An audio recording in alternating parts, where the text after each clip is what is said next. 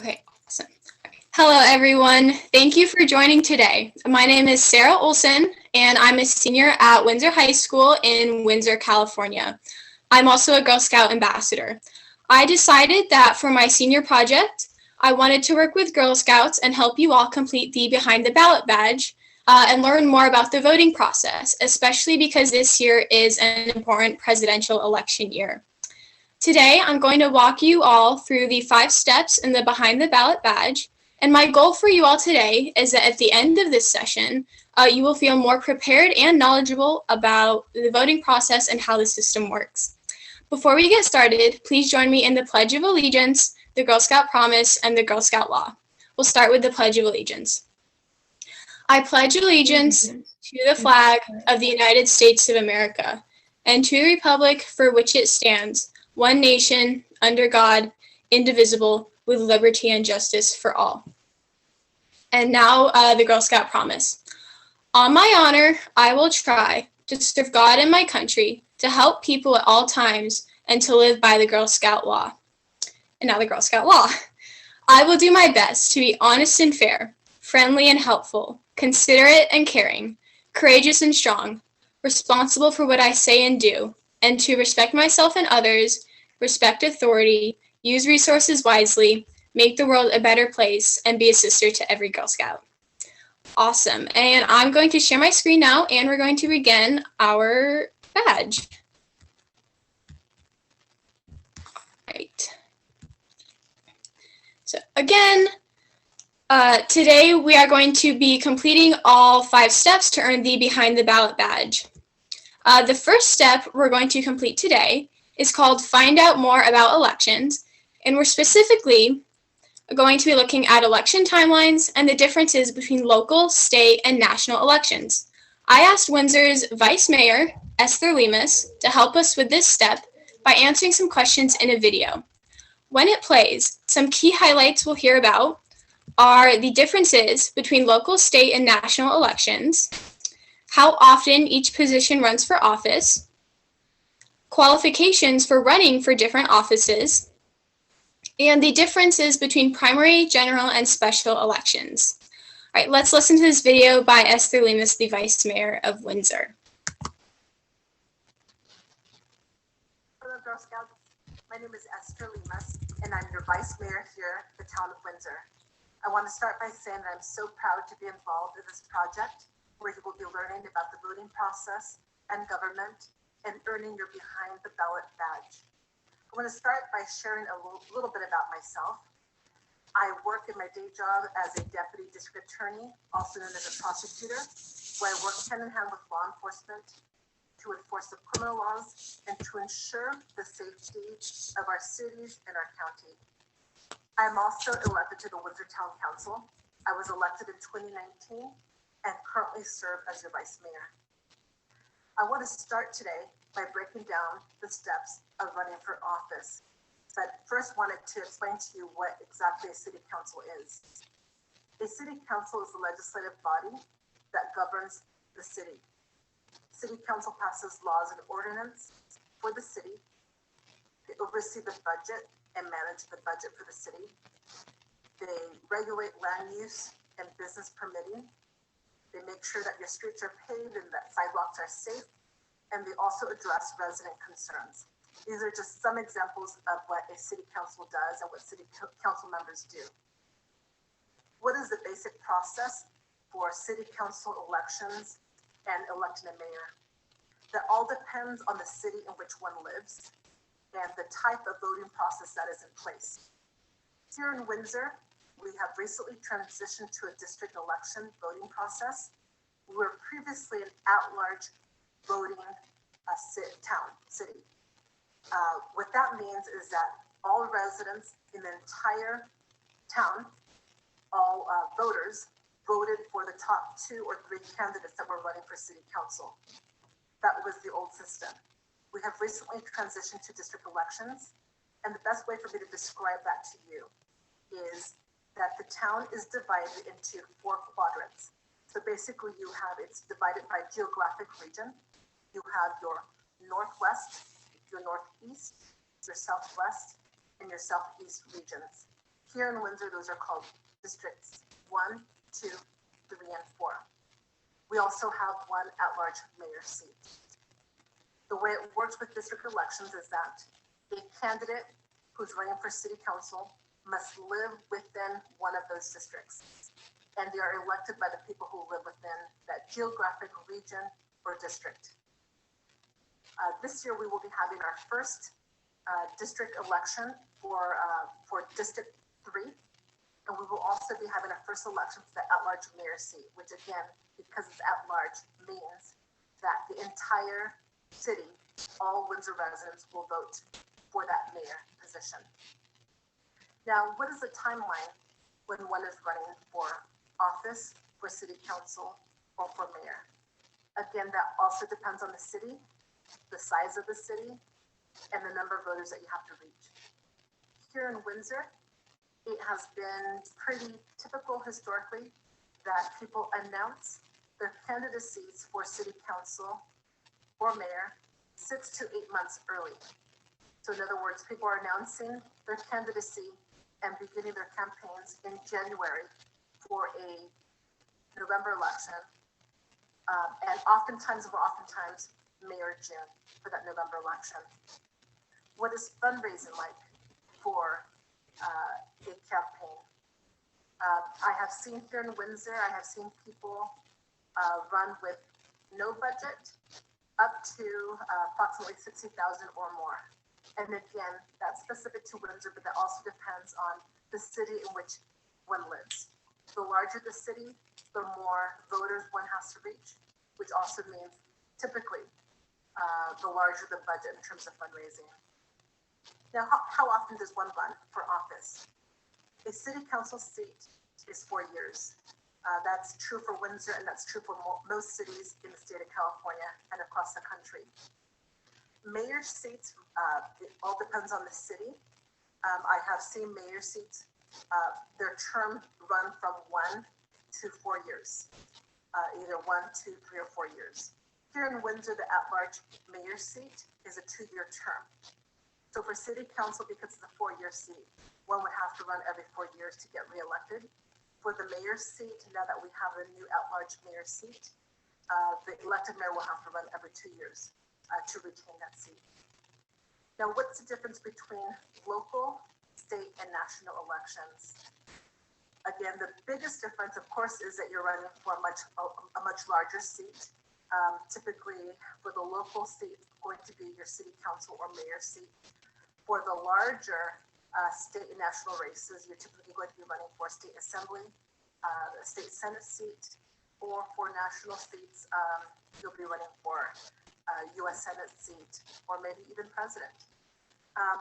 Big differences here again is that you're representing people in a much larger geographic region, many more residents, many more voters to reach. And so the big difference in terms of how you approach your campaign is that you would have to start much earlier. You would have to raise more money to be able to reach those voters. And you would also probably be traveling quite a bit in order to meet with, engage, and speak with the voters in your larger geographic area.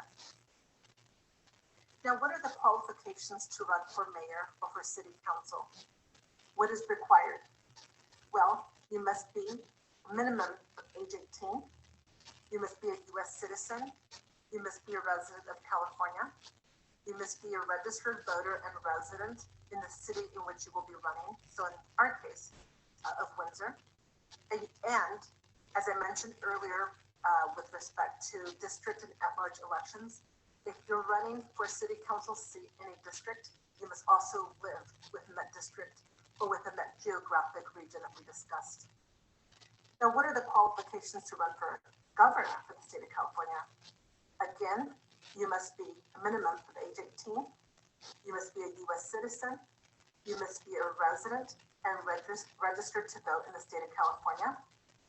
And you must not be convicted of the following felonies: bribery, embezzlement of public funds, or perjury, which is lying while under oath, or you must not be convicted of a conspiracy to commit those crimes.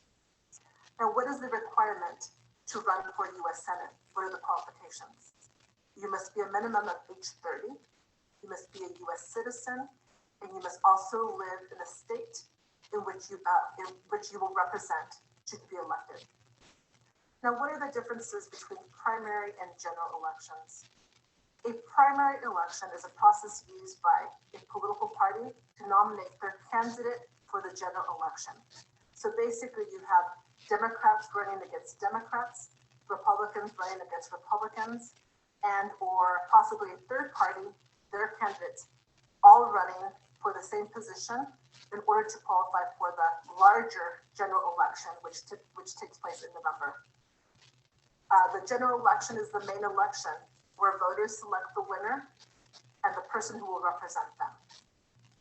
Now, in nonpartisan races, primaries are used to narrow the candidate pool. So, for example, if you have 15 people running for one position, the top two candidates, the top two vote getters, will move on past the primary and go to the general election in November.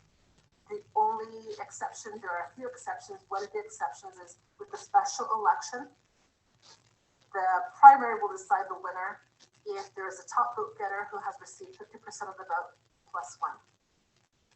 So this is it for your lesson today on local politics, running for office, the voting process, and government. And I hope to, I would hope to encourage and inspire some of you to hopefully one day make the decision to run for office yourself. Thank you so much.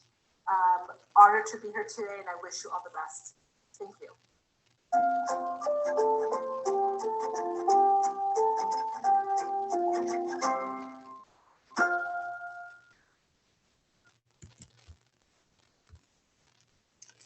All right.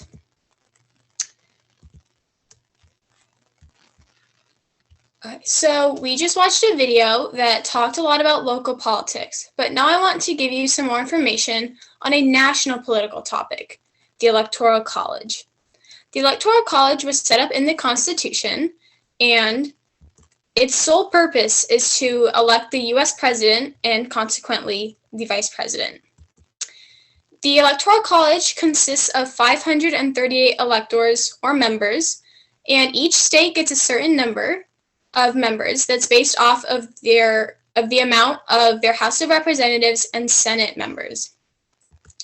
An absolute majority of 270 votes, which is 50.1%, is required to win the presidential election, which means it's possible to lose the overall election even if you do win the individual popular vote.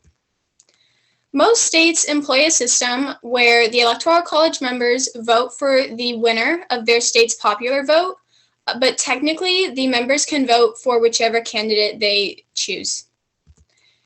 Here's a map of the numbers of electors in each state. As you can see, California has 55 Electoral College members because we have several House of Representatives and Senate members. But a state like Hawaii only has 4 because they don't have as many representatives in Congress. Jen, I was wondering if there are any questions so far? No, Sarah, no questions at this time. I would like to point out that I think your video is off, so we can't see you. Oh, okay. I'm not sure how to fix that, so. Okay, that's fine. Keep on going. Okay.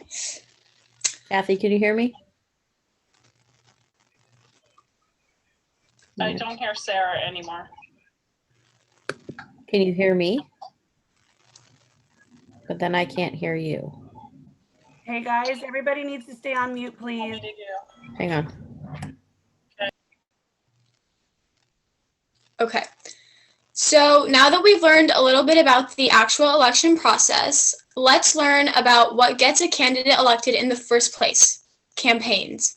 This step is called Plan a Campaign, and we're going to learn about budgets, advertisements, and how to use them. Rosa Reynosa, who is a mayoral candidate for Windsor, agreed to complete an interview with me regarding this step. So in this video, you will learn about budgeting for a campaign, as well as slogans, signs, and advertisements. Let's see what Ms. Reynosa has to say. Hi, Ms. Reynosa. Thank you for agreeing to this interview today. My name is Sarah Olson, and I'm a senior at Windsor High School. I'm also a Girl Scout ambassador. I'm working on educating younger Girl Scouts about voting. In fact, through my work, I'm offering all 5 badge steps for the Behind the Ballot badge. So before we start, can you please introduce yourself and just tell us a little bit about why you are running for mayor of Windsor?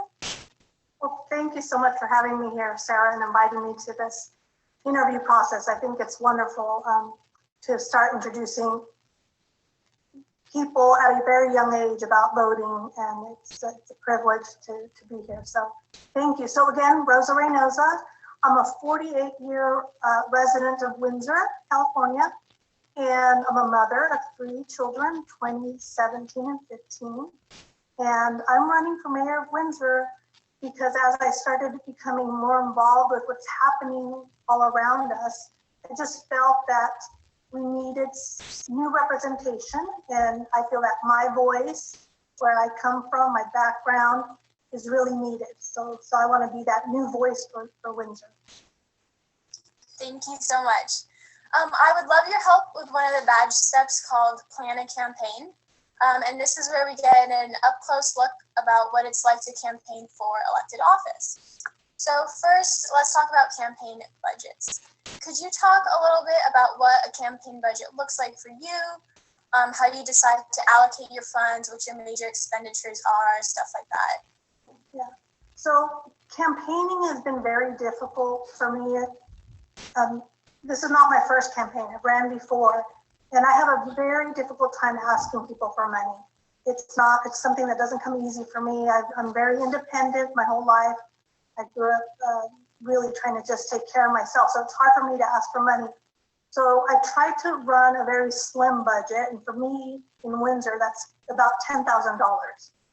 And just to get started, I had to spend $500 just to get on the ballot and have a campaign statement. So $500 is gone right away the first few days. But when you think about preparing and planning, say you're doing a vacation, or you want a VR station, a gaming station, you're going to have different components that are needed. And so you just have to be very thoughtful on where you're going to be spending the money, how you're going to be spending it. So I have a team of people working with me to help guide me along the way. And we go back and forth. Is this a good thing to spend money on? Is that not a good thing to spend money on? But $10,000 is a pretty slim budget compared to what other people are going to be spending in this election. So when planning your campaign, who designs the signs that you use? And then in those following those lines, how do you decide which design to use, and what is the point of using them? Like, what are they used for? Right. So when you think of your signs, when I first started running a couple of years ago, I wanted something cute, colorful, with a nice drawing, and it was well received. But then you start realizing as people are driving down the streets, driving down the freeways, they don't really pop out. So this year, the person who's designing it is a friend. So she's been amazing. And so she gives me a lot of options, and then I just go have a survey done with a group of people that are helping me. And this year we picked brighter colors, stand out more, white background. And that's the main point. The main point is you want them to be very visible and legible and stand out. And following those lines, what about campaign ads? Will you use these? If so, will they be in print or another type? And then what message are you trying to relay here? Yeah, so that's another very expensive cost. If you want to do a mailing, I mean, you can spend $5,000 easily on one mailing that goes out to all the residents of Windsor, all the registered voters. So I think it is important, but we're really lucky that I can go to the Sonoma County voter registrar's office and they give me a list of everyone who's voted in the last two, whatever elections I want. And that way I can pinpoint those addresses and maybe not spend money on certain residents who just don't vote. And so, yeah, I could do radio ads, which I might do for our Spanish-speaking community members. We don't have a newspaper in Windsor anymore, so I can't do ads there unless I do it virtually. But my message is basically going to be what I stated in the beginning. This is a really perfect year to get a new voice on the town council, someone who represents everybody in Windsor, especially working families. For your campaign, do you have a slogan? What is it? Yes, I do. It's Rosa, a new voice. I get it. Simple. If you had to deliver a campaign speech today, what would you want to say to the people of Windsor? I would be saying, I'm Rosa Reynosa. I've been involved in following what's going on in the town of Windsor for the last 5 years. Now that my children are old enough and they're a little bit more independent, I've been able to be very involved in our community. I serve food at the food pantries. I'm very involved with different nonprofits, from helping the homeless, helping our older community. I'm really passionate about the people that make Windsor what Windsor is. And so I would tell them, please, can I have your vote this November 3rd? Thank you, Ms. Reynosa, for your time. Good luck. Thank you so much.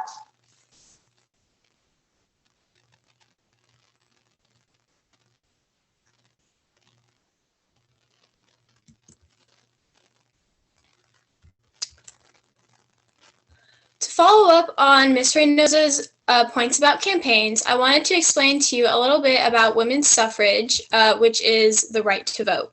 2020 is actually the 100th year of women's suffrage in the United States, which is super cool.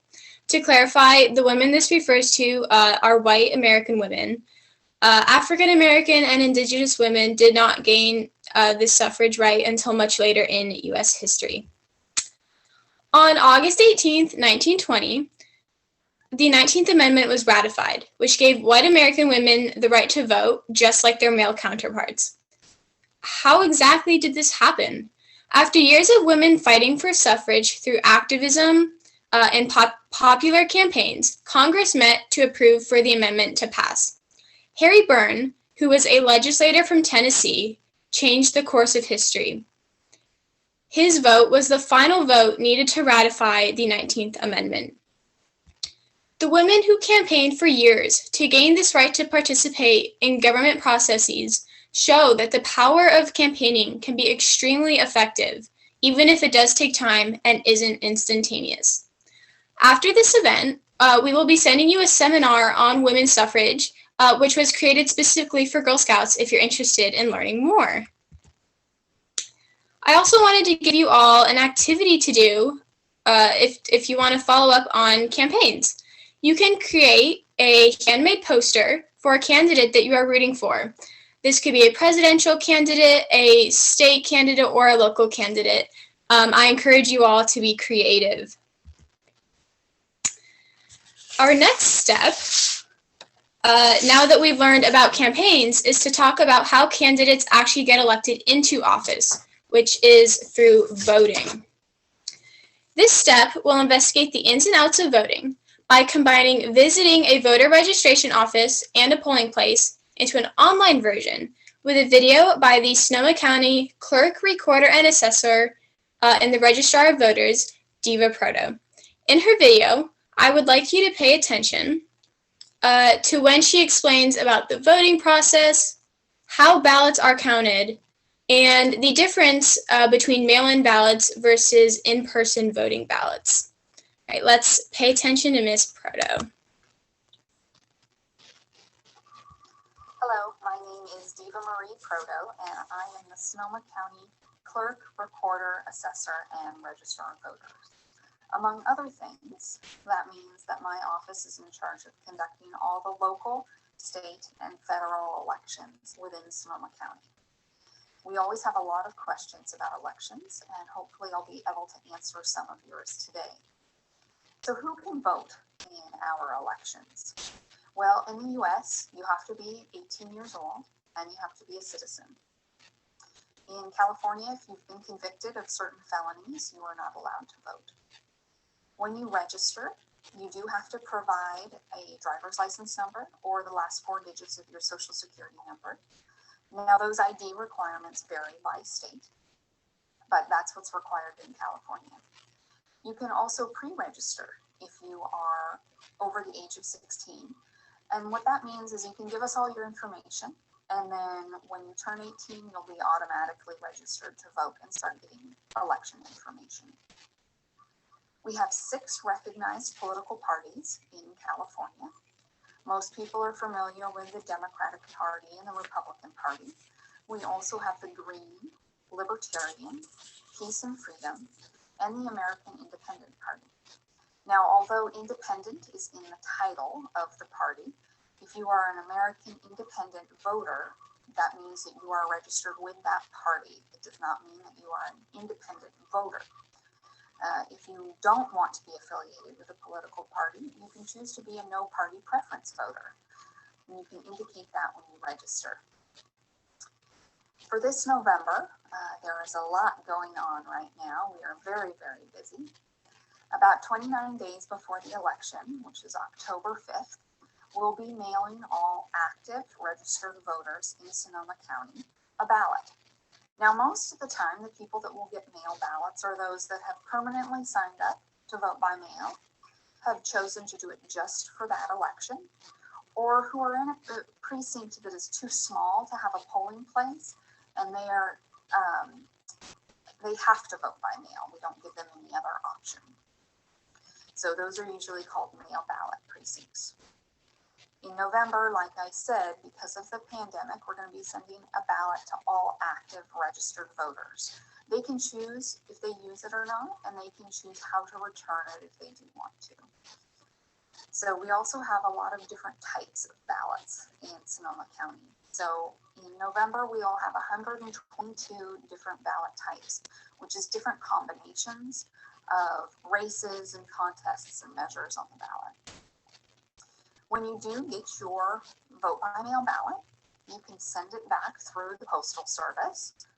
You can sign up to track that ballot on where'smyballot.sos.ca.gov, and that will allow you to get text messages or emails on the status of your ballot, kind of like Amazon or FedEx. So you will know when the ballot's picked up, when it's delivered to our office, and if we count it or not. You can also choose to drop it at a secure drop box, or you can drop it at any in-person voting location. When those ballots come back, they're scanned in our office. We have a big machine for it, and it takes a picture of the signature and attaches it to that voter record. A human will sit at a computer and look at the image of the signature and compare it to the voter registration signatures that we have. We can also look at all the old signatures. So maybe people's signatures have changed over time, and we'll be able to see that. The staff will determine if that signature matches or does not match. If it is good, it means we're going to count the ballot. If it's not good, it means that that ballot envelope is going to go to a manager to look at and compare the signatures. And then we're going to mail that voter a letter that lets them know their signature did not match and give them a chance to correct it. When the envelopes are good, when the signature is good and we're allowed to count that ballot, it goes through an extraction process where we take the ballots out, remove them from the envelope, and get them ready to scan. If there are 2 ballots in any one envelope, we are not allowed to count either one of them. So once we start scanning them to get the results, they go through a big scanner in our system. It's not connected in any way to the internet.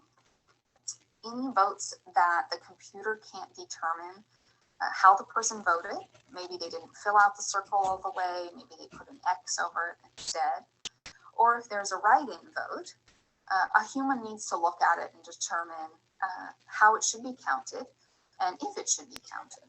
For instance, for write-in ballots or write-in votes, you have to be a qualified write-in candidate.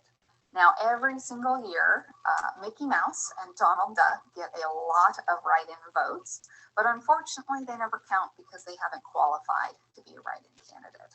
So we can't actually run any reports or do any type of tallying until 8 p.m. on election night. That's when we can actually get the first set of results.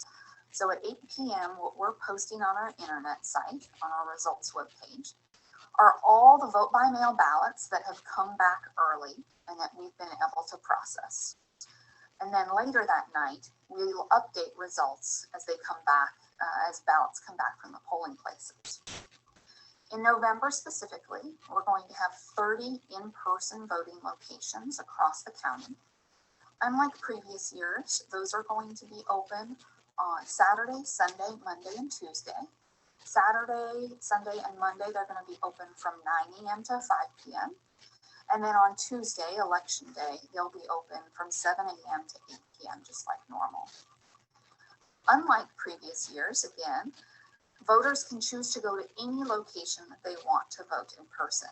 We'll have people there who will be able to look up that specific voter, verify that they have not already voted, void any ballots that have already been issued to them, and then print them their specific ballot that they can choose to vote. We will also have about 20 drop boxes around the county that people can choose to put their vote by mail ballots in.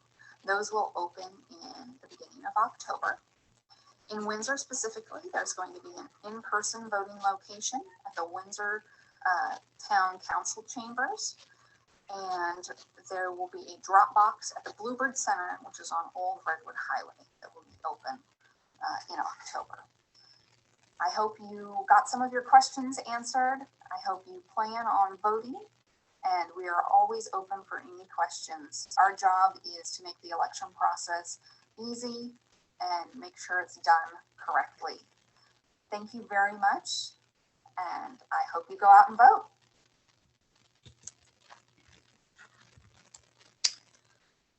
All right, I actually have a quick trivia question for you all after listening to this voting video.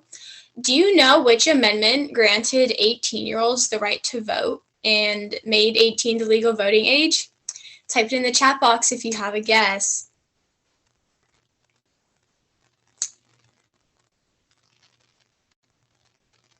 Actually, the 26th Amendment was the one that granted 18-year-olds the right to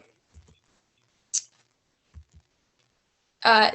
This amendment was passed in 1971, in part because these young adults were being drafted into the military to go fight, and yet they couldn't participate in any democratic processes. So the people decided to change that, which is super, super cool. After learning about the voting process itself, let's learn a little more about registration and pre-registration in our next step, Get Out the Vote.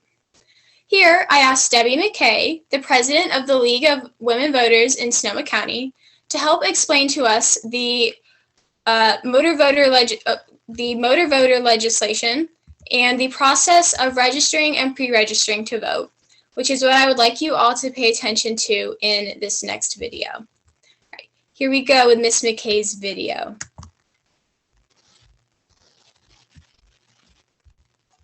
Hi, I'm Debbie Mckay. I'm the current president of the League of Women Voters of Sonoma County. Our league is a nonprofit, nonpartisan organization that registers and educates voters. Nonpartisan means that we do not endorse any political party or candidate. We hold nonpartisan forums on candidates and ballot measures. We want everyone to be an informed voter, which is one of the reasons I'm talking to you today. Our league membership is open to both men and women who are at least 16 years old. So we're going to talk about registering to vote today. Is there an advantage to pre-registering to vote early? If you register when you're 16 or 17 years old, you will automatically be able to vote when you turn 18.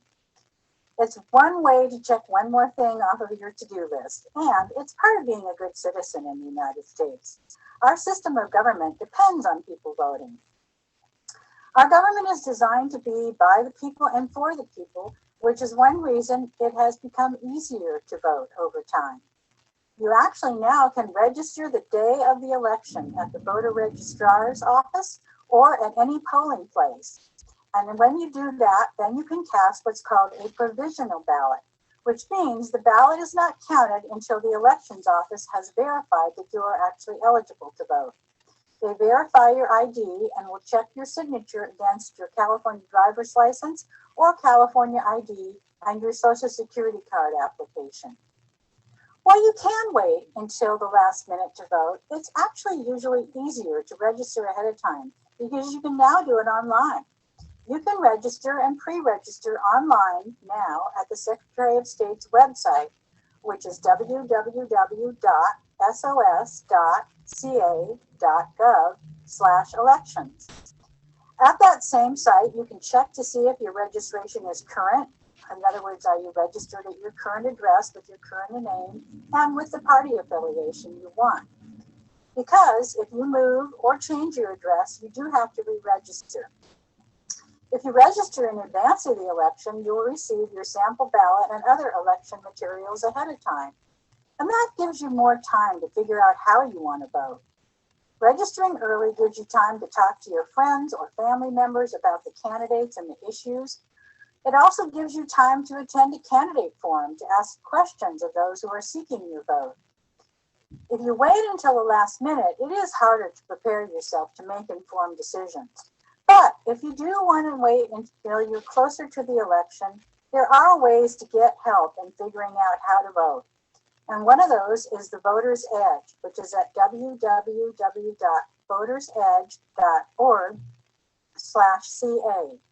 And there you can get nonpartisan information on candidates and ballot measures. This site is operated by the state level of the League of Women Voters to provide voters with factual information. You can also register now when you obtain or renew your driver's license at the DMV office. It's now actually an automatic process, and some people refer to that as the motor voter law.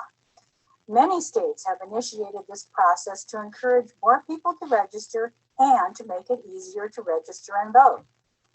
So once you're registered to vote, your registration entitles you to vote in all elections.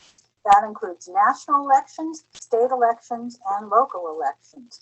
So it includes local offices such as the school board, city or town council members, the sheriff, the district attorney, the county clerk, the registrar of voters, the board of supervisors, etc. If you want a full list of the current local offices included in any election, you can go to the local registrar of voters website. This year, there are 13 contested local city council seats that will be decided in this election. Nearly 24 women are running for those seats, including many young women. That's what's called civic engagement. Civic engagement means you find a way to be involved in the decisions that affect our community. Another way to be civically engaged, if you don't want to run for office, is to be appointed to a board or commission.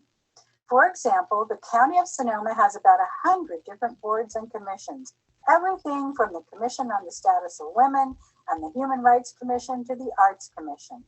There's something for every kind of interest you might have.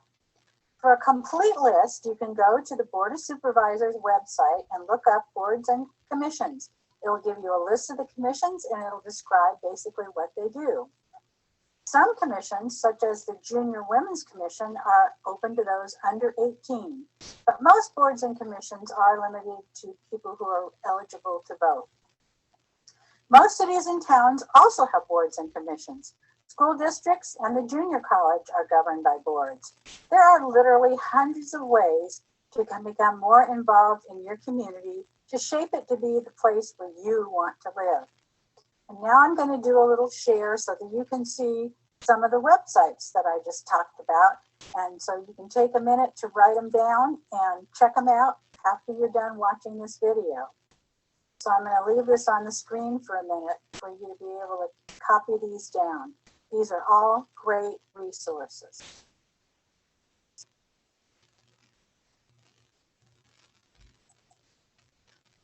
So thank you for listening today, and I hope you'll tune in for future videos that are on our website, and I hope you'll tune in to our candidate forums that we post on our YouTube channel. Thanks again, and remember to vote.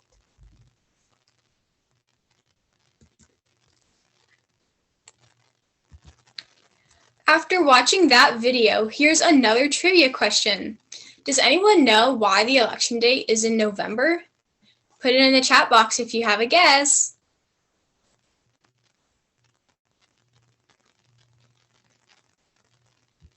We vote in November because when the United States and this voting process was first created, many citizens were farmers who only had time to vote after their harvest was done in the fall. Additionally, we vote in November because in the north, travel was much easier before the snow and the winter season came, as they didn't have cars, trains, and planes back then to facilitate any travel that needed to be done. Jen, are there any questions? No, there actually are not many questions. There were a lot of people participating in the trivia. Awesome. And a lot of people did guess about farming and harvesting related to the November elections. Awesome.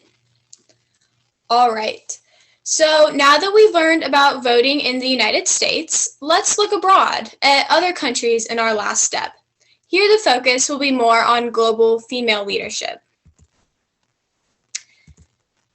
I've included below a map of the world. The areas marked in blue are the countries listed here, where there is a female world leader. Next, here's a list of the 4 countries with the highest female voter turnout. Notice how there's some overlap with countries like New Zealand, but other countries are only on either one list or the other.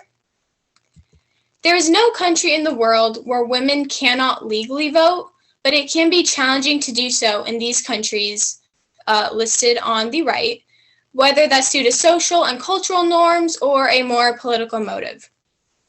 Additionally, actually, there is one place in the world where no one can vote. Does anyone know where that is? Type it in the chat box if you have a guess. The one place in the world that no one can vote is the Vatican City in Italy. The Vatican City is actually run by the Pope, and he is assigned by the church, not elected through the people. So no one living in the Vatican City can vote, which I think is super interesting. All right, one last trivia question. How many women do you think have run for the U.S. presidential nomination throughout history? Put your guess in the chat box if you have one. The answer? Only 4. The first woman to run for president was Victoria Woodhull in 1872. She is considered to be the first woman to run for president. She wasn't 35, so the government did not print her name on the ballot, but she is still considered to be the first female contender. The second woman to run for president was Margaret Chase Smith in 1964. She was the first woman to have her name printed on the ballot of a major U.S. party, the Republican Party, even though she did end up losing the election. The third woman to run for president was Shirley Gizelle in 1972. Not only was she the first woman to run for the Democratic Party nomination, she was also the first African American woman to do so. The last woman to run for president was Hillary Clinton, who ran against Barack Obama in 2008 and against Donald Trump in 2016. This paper doesn't mention the 2016 election because this information was printed beforehand. However, Hillary Clinton has come the closest out of all of these women to being elected as the first female president of the United States. Thank you everyone for attending, listening to my presentation, and completing the Behind the Ballot badge. I encourage you all to pre-register to vote when you're 16, and therefore be registered to vote when you're 18. You have the right to vote, so please use it. Now, if you have any additional questions or comments, feel free to put them in the chat box, and I'll take some time right now and try my best to answer them. Thank you. Sarah, this is Jen. Can you, I was going to ask you to stop screen sharing so they could see you. That's perfect. So if anybody has any questions, we're getting a lot of thank yous. Let everybody enjoy the presentation. Does anybody have any questions? Yeah, I think everyone's just excited. And, so Courtney, can we take it up to highlight so everybody can see each other? There we go. Perfect. Yeah, everyone's saying really good job, Sarah. So that's awesome. Thank you. All right. All right. Thank you so much and have a great Bye-bye. Thank you, everyone. Have a good day.